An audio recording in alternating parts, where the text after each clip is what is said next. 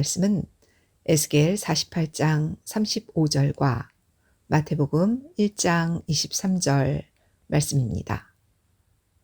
에스겔 48장 35절 그 사면의 도합이 1만 8천 척이라. 그날 후로는 그 성읍의 이름을 여호와 삼마라 하리라. 마태복음 1장 23절 보라 처녀가 잉태하여 아들을 낳을 것이요 그 이름은 임마누엘이라 하리라 하셨으니 이를 번역한즉 하나님이 우리와 함께 계시다 함이라. 이는 하나님의 말씀이니라. 아멘. 여호와 삼마와 임마누엘이라는 제목으로 오늘 말씀을 상고하려고 합니다. 여호와 삼마, 하나님께서 거기 계십니다. 하나님께서 계시는 곳, 그래서 하나님께서 계시는 곳이 어디라고요? 하나님이 계시는 곳이 바로 하늘이라는 겁니다. 하나님의 말씀이 거하시는 곳이 하늘이라고 성경은 말씀을 하셨고, 오늘 본문 말씀 보니까 또 역시 여호와 삼마와 임마누엘이라는 관계성을 한번 살펴보고자 하는데, 우리가 창세기 28장에 보시면은 야곱이 브엘사바를 떠나서 하란으로 향하는 그 과정 중에 돌베개를 하고 잠을 잡니다. 잠을 자는데 그곳에서 이상을 보게 됩니다. 천사들이 사닥다리를 타고 위아래로 오르는 그런 모습들을 보게 되고, 그 다음에 그 모습을 본 야곱이 뭐라고 했냐면, 이곳은 바로 무엇이냐면 하늘의 문이다. 하늘의 문이다 라고 고백을 했어요. 하나님의 전이요, 하나님의 성전이요, 하늘의 문이다. 베델이다, 하나님의 집이다 라는 고백을 했습니다. 즉 하늘이고 하나님의 성전이고 하나님의 집이고 그렇게 하나님이 계시는 곳이라고 그렇게 고백을 하게 됩니다. 즉 무엇이냐면 하늘문이며 하나님의 집인데 그곳이 하나님이 계시는 곳인 여호와 삼마라는 고백을 하게 돼요. 근데 중요한 거는 이 고백을 한 뒤에 뭐라고 또 하셨냐면 창세기 28장 20절 말씀 보시면은 뭐라고 했냐면, 그 전에 15절 먼저 이렇게 얘기를 했습니다. 내가 하나님께서 너와 함께 있어 내가 어디로 가든지 너를 지키며 너를 이끌어 이 땅으로 돌아오게 할지라 라고 말씀하셨어요. 하나님께서 나타나셔서 이런 말씀하십니다. 내가 하나님이 너와 함께 있겠다라고 고백을 하셨고, 그 다음에 20절 말씀에도 야곱이 서원하여 가로되 그 말씀을 그대로 받아서 하나님이 나와 함께 계시사라고 고백을 하게 됩니다. 그것이 바로 하나님이 계시는 곳인 여호와 삼마라는 곳이에요. 즉 하늘을 가리키는 여호와 삼마가 바로 하나님이 나와 함께 계시는 곳이라는 그 임마누엘, 즉 하나님이 우리와 함께 하신다는 임마누엘이라는 이름의 뜻으로 고백을 하게 됩니다. 그런데 중요한 건 오늘 본문 말씀에 마태복음 1장 23절에 그 임마누엘의 뜻이 뭐냐면 하나님이 우리와 함께 하신다는 뜻으로 우리는 전부 다 알고 있는데, 거기 앞절에 이사야 선지자가 예언했던 이사야 7장 14절의 말씀을 인용합니다. 보라 처녀가 잉태하여 아들을 낳을 것이요 그 이름을 임마누엘이라 하리라. 하나님이 우리와 함께 계신다 함이라. 자, 이 구절을 전부 다 알고 있는 말씀이에요. 이사야 선지자가 이 구절에 대해서 어떻게 예언을 했냐면 이렇게 예언을 했습니다. 그러므로 주께서 친히 징조로 너희에게 주실 것인데 바로 처녀가 잉태하여 아들을 낳겠다라는 겁니다. 이게 징조래요. 이 징조라는 말 자체는 히브리어는 오트라고 하고 헬라어로는 세메이온이라고 합니다. 이게 무엇이냐면 하늘의 가장 정확한 기적적인 표적, 하나님이 일으키시는 아주 기적적인 상징과 사인이라는 거예요. 근데 그게 뭐라고요? 처녀가 잉태하여 아들을 낳을 것이에요. 근데 그게 임마누엘과 무슨 상관이 있습니까?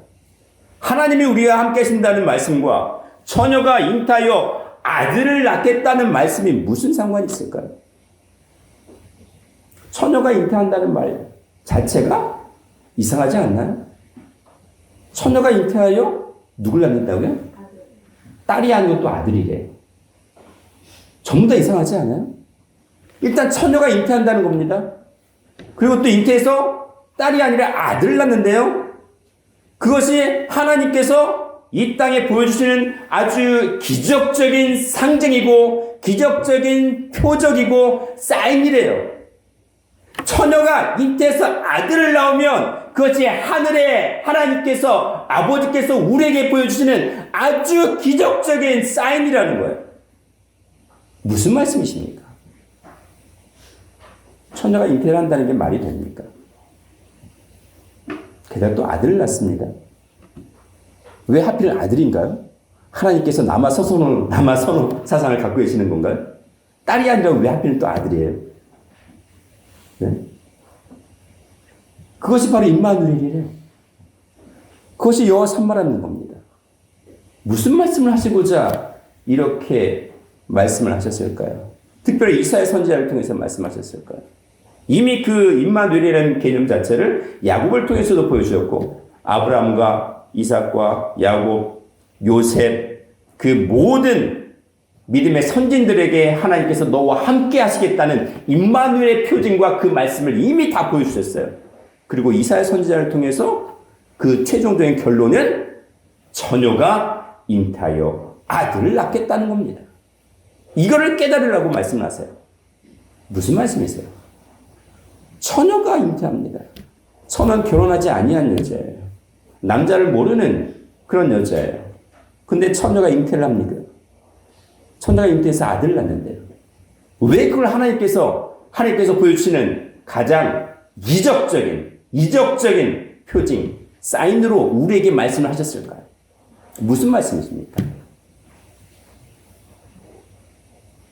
왜 그리고 예수님은 마태복음 1장 23절에 이 땅에 오시는데 그 이름이 이사야 선지자가 예언했던 임마누엘이라는 이름으로 오셨어요.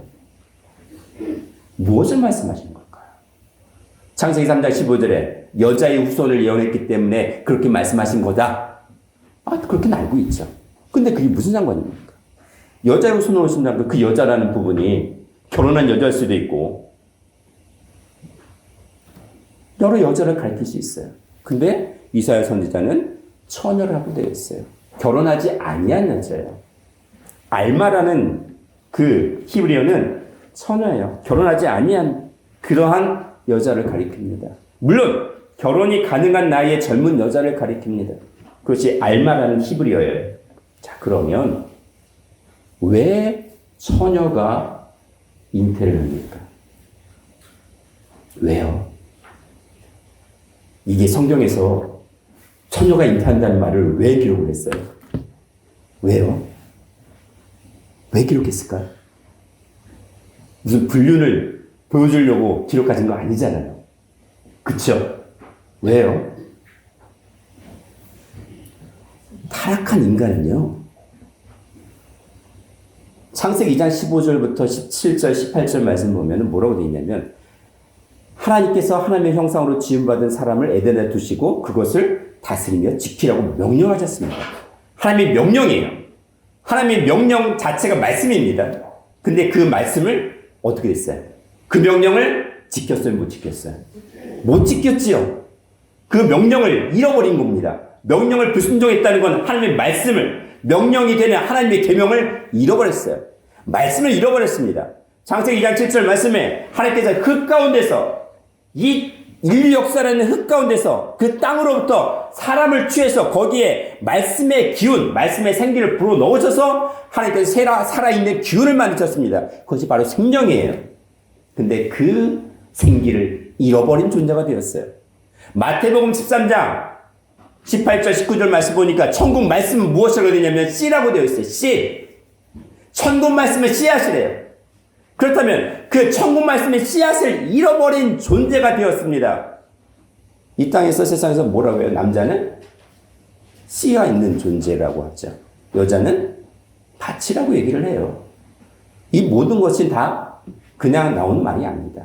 다 소리가 있다는 거죠. 뭔가 뜻이 있다는 거죠. 영적인 의미로 하나님의 말씀의 씨를 잃어버린 존재는 남자예요, 여자예요? 다시 말씀의 씨를 받아야만 하는 여자일 수밖에 없다는 겁니다. 그럼 아담 이후로 타락한 인류 역사는 남자입니까? 여자입니까? 여자예요. 하나님의 말씀의 씨를 잃어버린 존재가 됐기 때문에 죽음에 이를 수밖에 없는 여자가 되어버렸어요. 결혼을 못한 존재가 되어버렸어요. 말씀의 씨를 잃어버렸기 때문에 결혼을 못한 그런 여자가 되어버렸습니다. 그것이 바로 처녀예요. 여자의 후손이라는 그런 말이 있습니다. 창세기 3장 15절에 여자의 후손이라 할 때 그 후손은 씨를 가리킵니다. 제라라는 씨예요. 씨앗입니다. 단순한 어떤 사람을 가리키는 게 아니라 말씀의 씨라는 거예요. 여자의 후손이란 말이죠. 무엇을 가리키냐면 그 말씀의 씨, 하나님의 생명의 말씀의 씨를 다시 받아야 하는 존재가 여자라는 겁니다. 자, 그러면 처녀가 잉태를 했어요. 잉태를 했어요. 무엇을 잉태했을까요? 처녀가 하나님의 말씀의 씨를 잉태를 했습니다. 그게 바로 여자의 후손이라는 거예요. 여자의 후손이라는 개념 속에는 사람이라는 개념이 본질이 아니라 말씀의 씨앗이라는 제라라는 그 말씀의 개념이 들어가 있어요. 여자의 씨앗입니다. 후손이라는 개념은.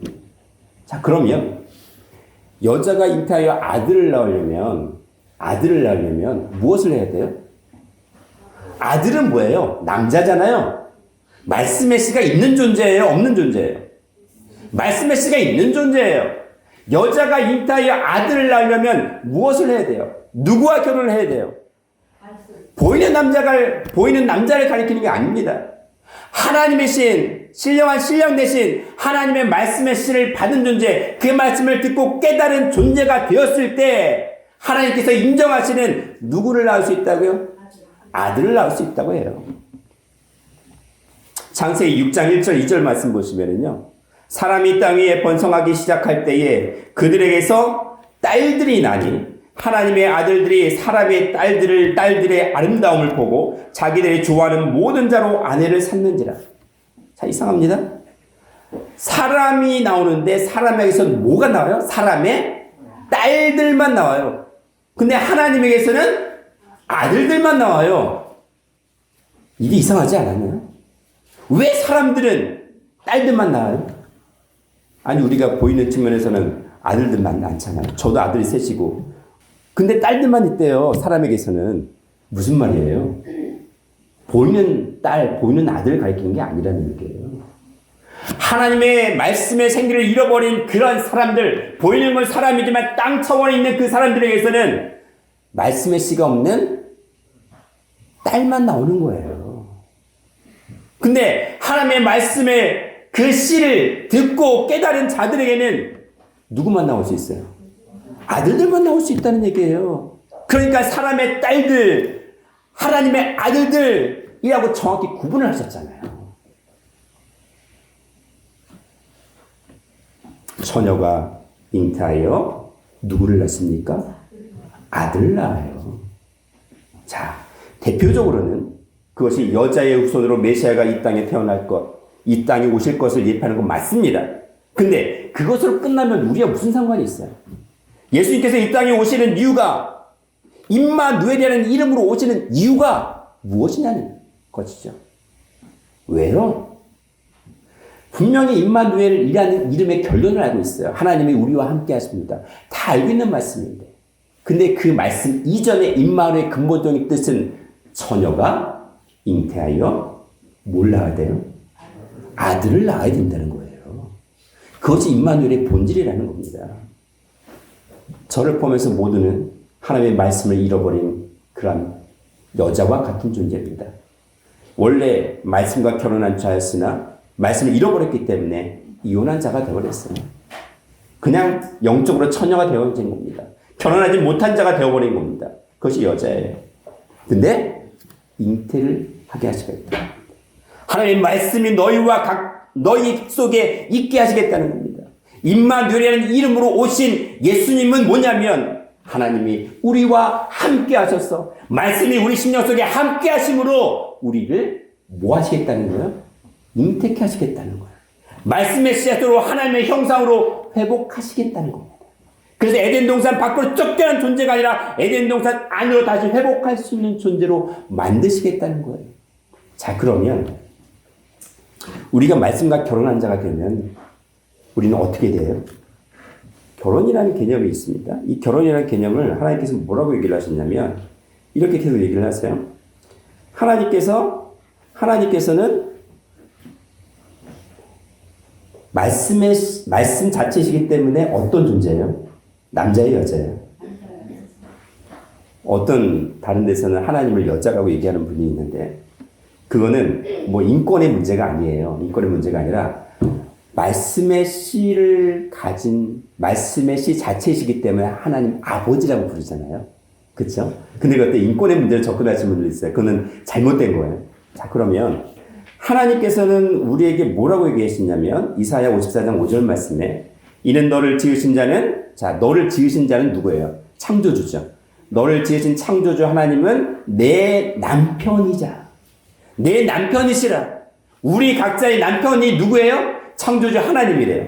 그래서 그 이름은 만군의 여호와시며 내 구속자를 이스라엘의 거룩한 자시라 온 세상의 하나님이라 칭함을 받으실 것이며 라고 되어 있어요. 하나님이 누구라고요? 각자 나의 남편이에요.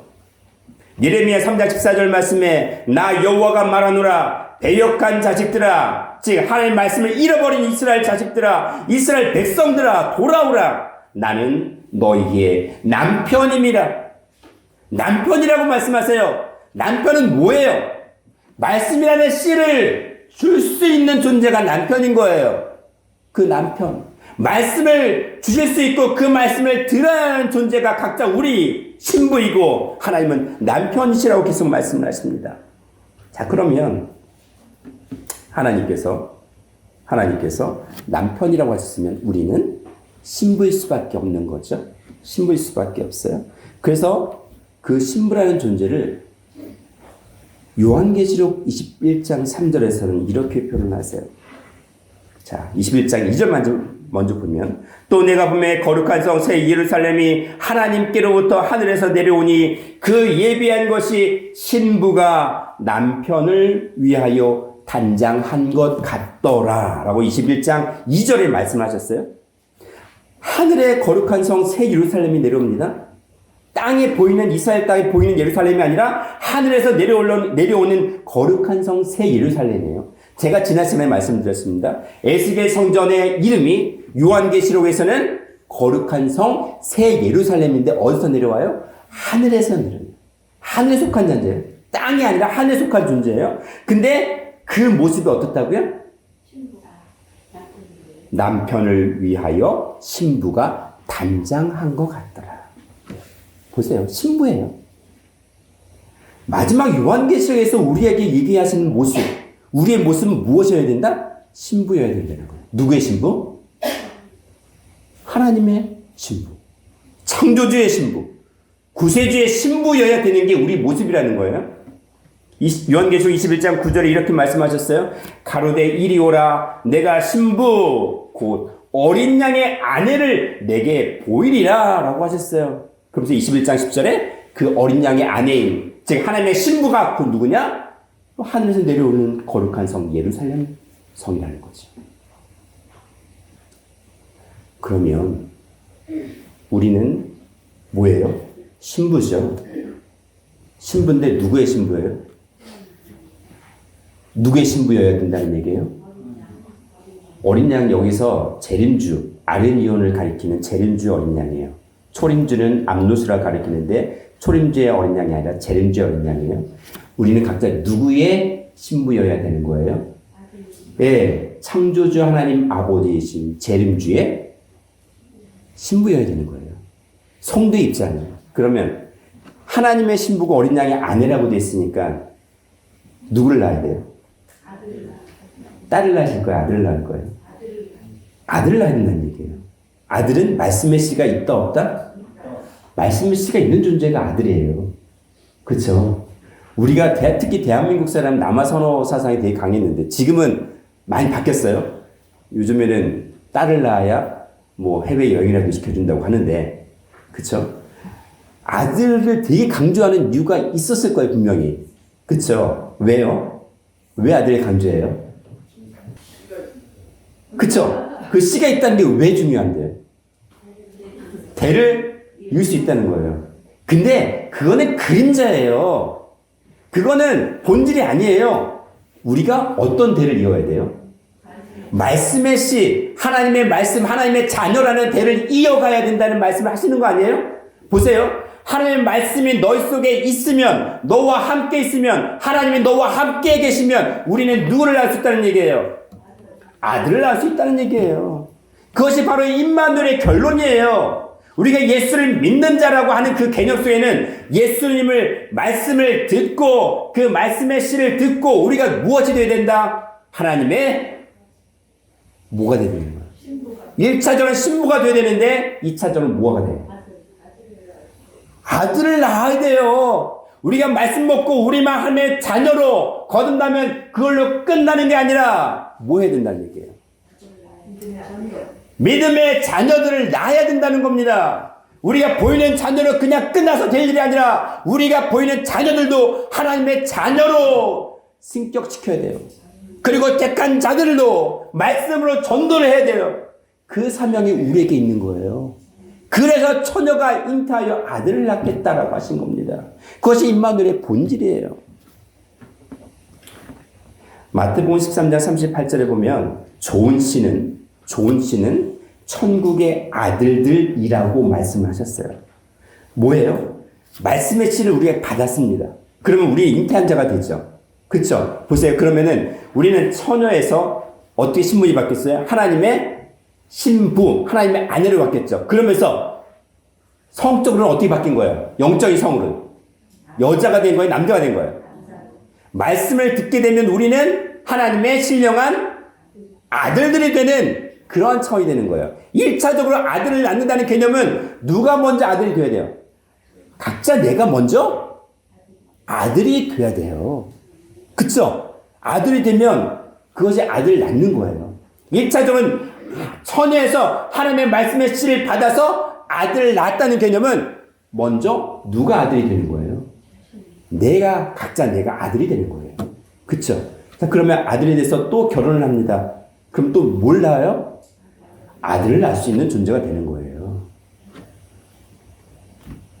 요한복음 10장 35절에 하나님의 말씀을 받은 사람들을 신이라 하였거늘. 하나님의 말씀을 받은 자들을 신이라고 하셨대요. 예수님께서 이 땅에 오셔서 하신 말씀이에요. 신이래요. 신의 성품에 참여한 자들이라고 말씀하셨습니다. 시편 82편 6절 말씀에 내가 말하기를 너희는 신들이며 다 지존자의 아들들이라. 하나님의 아들이 된다는 게 뭐냐면 우리가 뭐가 된다는 거예요? 신이 된다는 거예요. 신이라는 말씀은 하나님의 아들이 된다는 말씀입니다. 바로 그게 하나님께서 말씀을 받은 자들은 다 신이라 하였거늘 이라고 하신 거예요. 와, 신이 죽어야 돼요? 살아야 돼요? 우리를 하나님의 아들을 삼아주셨다는 건 우리가 이제 피조물의 차원이 아니라 뭐가 된다는 거예요? 창조주의 자원에 이르게 하시겠다는 겁니다. 땅이 아니라 하나님께서 우리의 말씀으로 지음받은 존재로 인정하셔서 우리가 영원히 죽지 않는 그런 신의 성품에 참여하는 자로 만드시겠다는 거예요. 그게 임마누엘이라는 이름으로 오신 이유입니다. 우리를 말씀으로 결혼시켜 주시고 말씀으로 우리와 함께 하셔서 우리를 하나님의 아들 삼아 주시고 신의 성품에 참여하는 자로 만들어 주시겠다는 겁니다. 욥기 1장 6절과 욥기 2장 1절에 하루는 하나님의 아들들이 와서 여호와 앞에 섰고 그리고 사단도 그들 가운데 왔는지라라고 되어 있어요. 하나님의 아들이 하나일까요? 둘일까요? 셋일까요? 아니면 더 많을까요? 많아요. 보세요. 왜 예수님께서 독생자, 그러면서 하나님의 아들이라는 칭호를 쓰셨을까요? 인자, 사람의 아들. 원래 그 정관사가 붙었어요. 그 사람의 아들. 왜 그렇게 인자라는 칭호를 본인이 쓰셨을까요?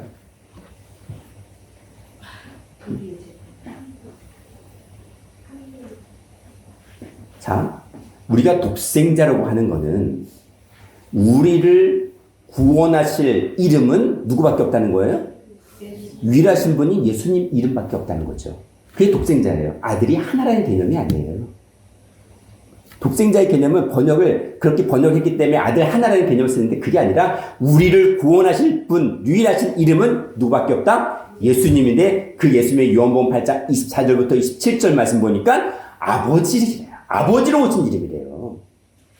그러면 그 아버지라는 말씀을 우리가 들으면 우리는 어떻게 된다는 얘기예요?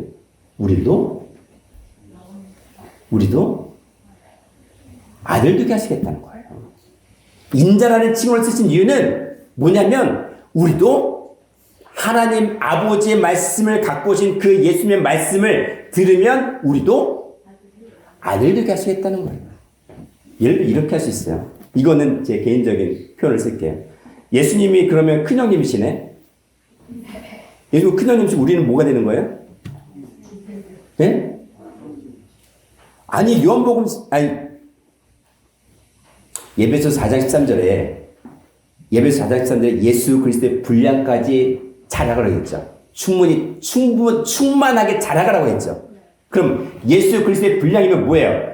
예수 그리스도의 말씀을 우리가 다 먹고 그 분량까지 자라가면 우리도 예수 닮은 존재가 되는 거 아니에요? 그러면 우리는 뭐예요? 예수 형제들 아니에요?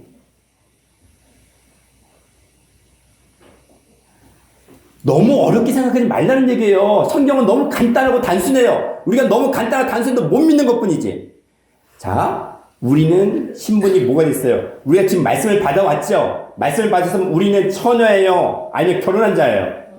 결혼한 자. 무엇과? 말씀과 결혼한 자예요? 왜? 하나님이 태초에 하나님이 계시는데 그 하나님이 누구와 같이 있었냐면 말씀과 같이 있었대요. 근데 그 말씀이 곧 하나님이래요. 그렇죠?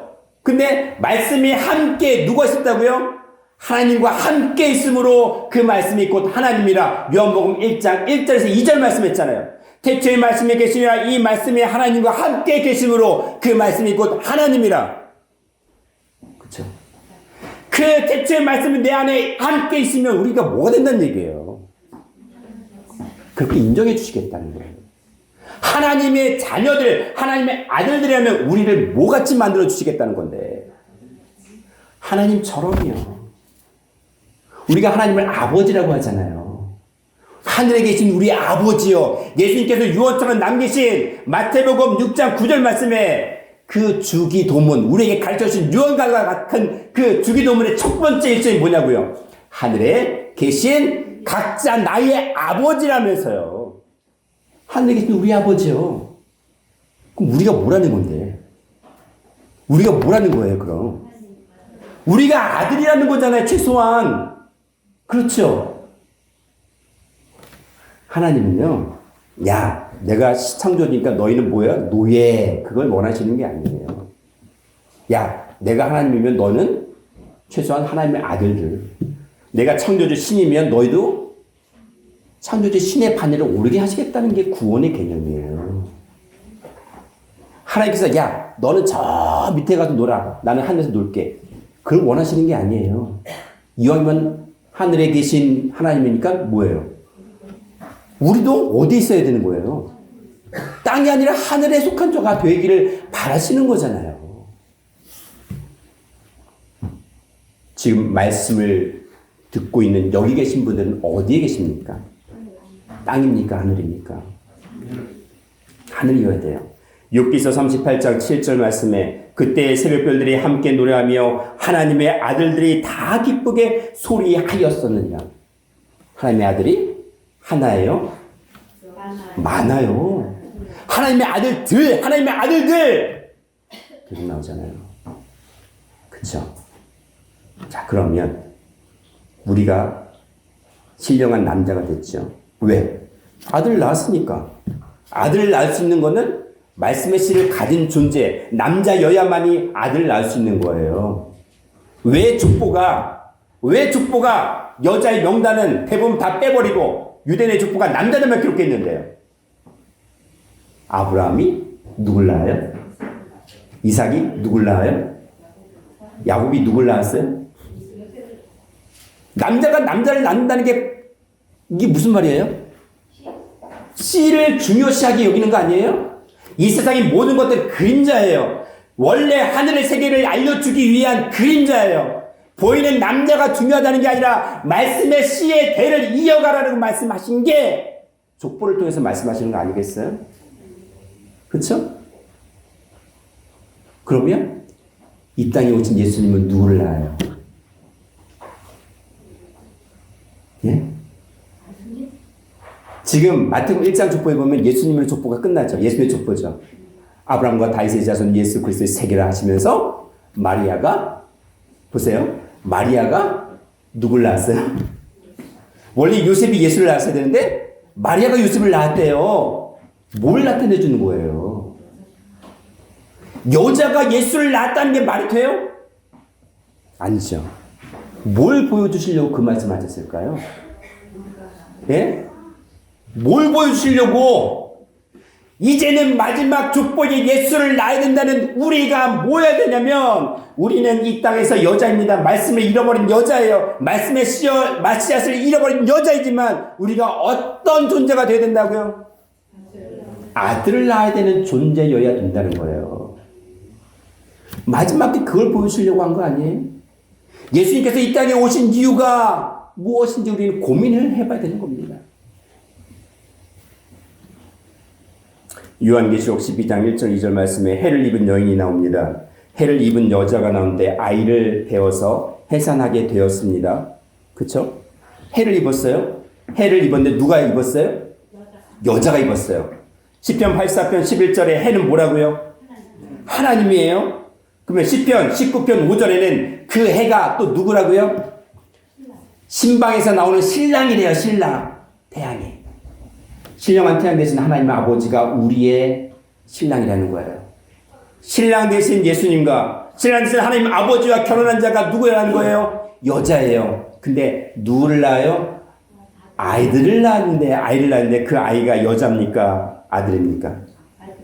요한계시록 12장 5절 말씀 보니까 여자가 아들을 낳으니 이는 장차 철장으로 만국을 다스릴 남자라. 그 아이를 하나님 앞과 그 보좌 앞으로 올려가더라.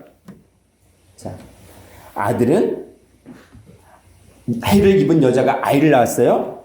딸이 아니라 그 아이가 뭐예요? 아들이에요. 근데 그 아들이 철장 권세를 가지고 만국을 다스린대요. 그 철장 권세가 뭐예요? 뭐 무기 같은 건가요? 뭐 진짜 무슨 큰 철로 된 무슨 지팡이 같은 건가요? 아니에요. 말씀의 권세로 이 세상을 다스릴 수 있는 그런 말씀의 씨를 가진 존재, 그 아들이라는 거예요. 우리가 누구를 낳아야 된다고요?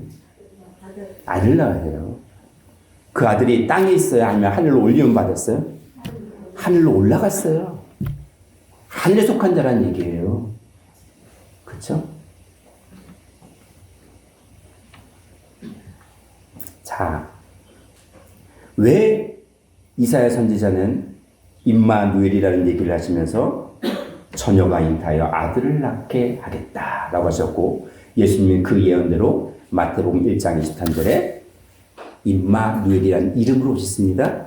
처녀가 잉타하여 아들을 낳으리라. 우리는 임마누엘이라는 이름, 그 이름만 딱 따먹고요. 처녀가 잉타하여 아들을 낳겠다는 그 말씀에 대해서는 던져버렸어요. 그러니까 임마누엘 따로 나 따로 놀아요. 예수님 따로 나 따로 놀아요. 그림의 떡이 돼버렸어요. 우리는 그 말씀 속에 들어가야 돼요. 처녀가 잉타하여 아들을 낳겠다는 그 말씀을 내가 내 안으로 각자 잡아와야 돼요. 내 안으로 그 말씀을 잡아와야 돼요. 내 것으로 삼아야 돼요. 내가 그 말씀 속에 들어가서 내 자신이 처녀가 돼서 말씀의 씨를 잉태하고 아들을 낳는 존재가 되어야 되는 거예요. 말씀의 씨가 나와 함께 있으므로 내가 아들을 낳는 그런 신령한 남자가 되어야지만이, 신령한 하늘이 되어야지만이 그것이 바로 하나님이 너와 함께 하신다, 각자 나와 함께 하신다는 임마누엘이 성취가 되는 겁니다.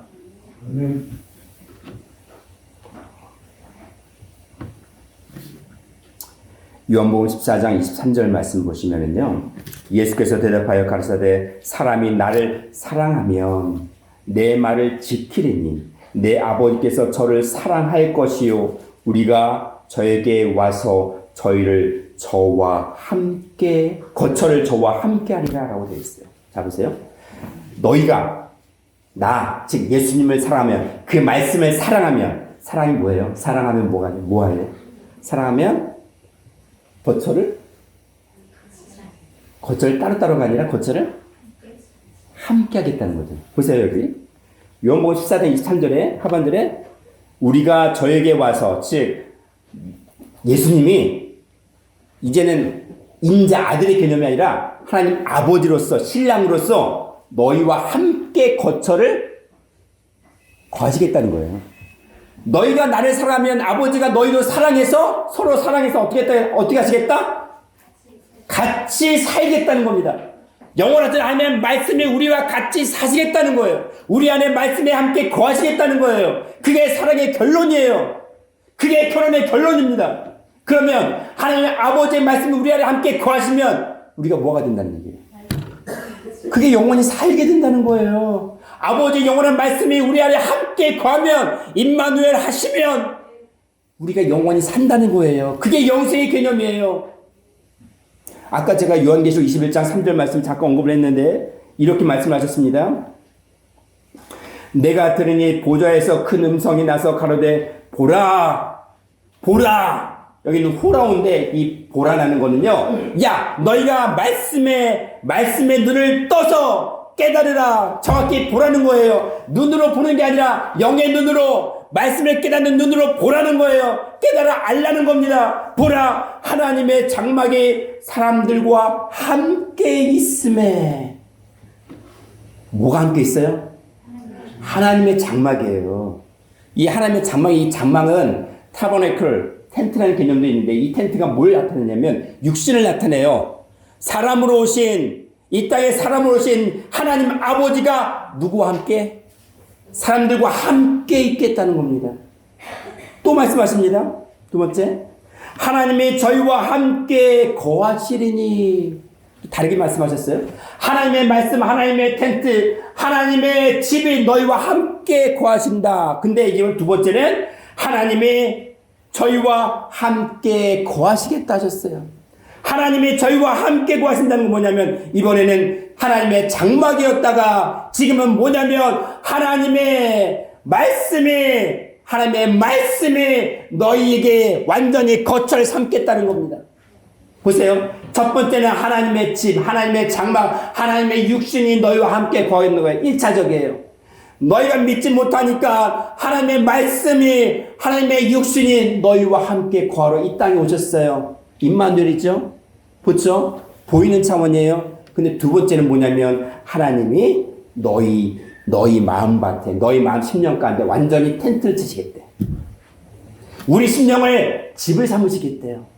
우리 심령 가운데 하나님의 말씀이 완전히 집을 삼으셔서 말씀이 너희 안에 거하시겠다는 겁니다. 그게 또 임마누엘의 본질이 좀 더 깊이 다가왔어요. 세 번째, 그렇게 되면 저희는 하나님의 백성이 되고 하나님이 친히 저희와 함께 계셔서 보세요. 자, 그렇게 되면 어떻게 되냐면 말씀이 너희 안에 거하면 하나님이 친히 우리와 함께 계시는 거예요. 에녹이 300년 동안 하나님과 동행했다고 됐어요. 어떻게 동행했을까요? 어떻게 동행을 했을까요? 동행이라는 건 말씀과 같이 끝까지 같이 가는 거예요.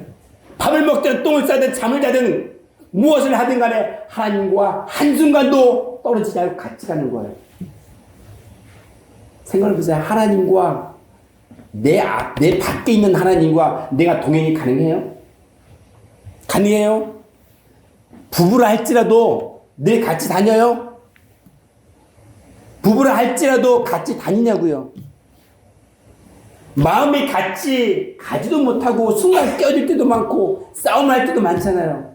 근데 300년간 에녹은 하나님과 동행했다고 창세기 5장 22절, 23절, 24절은 말씀하셨어요. 왜 가능했어요? 창조주 하나님의 말씀이 에녹의 심령 안에 완전히 자리 잡고 거기서 살았어요. 그러니까 동행이 가능하죠. 말씀이 에녹의 심령 안에 꽉 박혀서 그 심령 중앙에 생명나무처럼 꽉 온전히 심겨져서 그 말씀과 같이 갈 수밖에 없는 삶을 살았다는 거예요. 추후의 의심도 없이 끝까지 같이 한 거예요. 그게 에녹의 삶이었어요. 그 동행의 결과 에녹은 이 땅에서 죽지 않고 어떻게 됐다고요? 변화받았잖아요. 하늘에 올림을 받았잖아요. 마찬가지예요. 그 동행이라는 이름을 하나님이 우리와 함께 하신다라는 임마누엘이라는 이름으로 다시 설명을 하셨을 뿐입니다. 그래서 임마누엘의 결론은 무엇이어야 되느냐? 요한계시 21장 3절 다시 말씀 보겠습니다. 하나님은 친히 저희와 함께 계셔서 21장 4절에 모든 눈물을 그 눈에서 찢기심에 다시 사망이 없고라고 되어 있어요. 하나님의 우리와 함께 하심으로, 하나님의 우리 말씀 심령 속에 함께 거하심으로 다시 사망이 없겠다고 하시겠습니다. 영생하게 하시겠다는 겁니다. 그것이 여호와 삼마, 하나님이 거하시는 곳, 그리고 하나님이 우리와 함께 계시는 임마누엘의 결론인 것입니다. 이제 우리는 어떻게 되냐면 요한계시록 3장 21절에 이기는 그에게는 내가 내 보좌에 함께 앉게 하여 주기를 내가 이기고 하나님 보좌에 함께 앉은 것과 같이 하리라 라고 하셨습니다. 예수님께서요, 보세요. 하나님의 보좌에 예수님과 아버지가 같이 앉아 계신데요.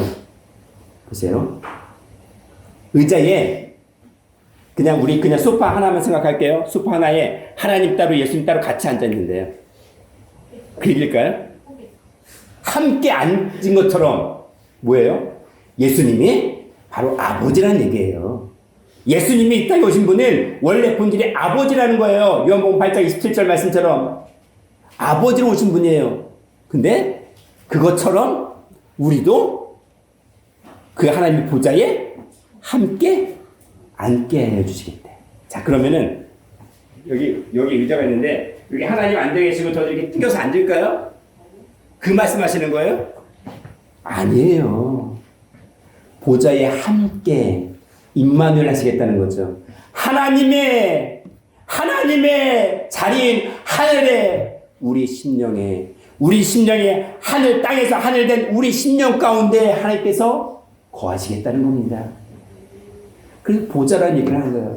하도 깨닫지 못하니까 의자를 얘기하는 거예요. 앉아 계시는 거잖아요. 그렇죠? 우리 심령 가운데 말씀이 앉아 계신다는 거예요. 좌정하신다는 거예요. 그게 바로 함께 하시겠다. 함께 거하시겠다. 그것이 바로 영생이라는 결론을 말씀해 주는 임마누엘이라는 겁니다. 이제 모든 성도들은 하나님의 말씀이 우리 마음 심령 가운데 함께 거하심으로 말미암아 영생의 열매를 맺어드리는 그러한 축복을 완전히 받아 누리는 성도들이 되기를 간절히 주님의 이름으로 축원합니다. 기도하겠습니다. 사랑과 은혜가 충만하신 하나님 아버지의 말씀으로 인하여 우리 심령 가운데 신령한 말씀의 씨를 품으로 말미암아 결혼케 하심으로 우리가 신령한 아들을 낳게 하시고 또한 우리가 여호와 삼마 되심으로 하나님의 말씀에 함께 거하심으로 이제는 하나님의 말씀에 영생에 이르는 그러한 복을 받아 누리게 하여 주시옵소서. 또한 이제는 그 말씀을 붙잡고 끝까지 동행함으로 말미암아 이 땅에 속하지 아니한 하늘에 속한 자로 변화케 하여 주시옵소서. 감사드렸고 사랑과 은혜가 충만하신 예수님 이름 받들어 기도드리옵나이다. 아멘.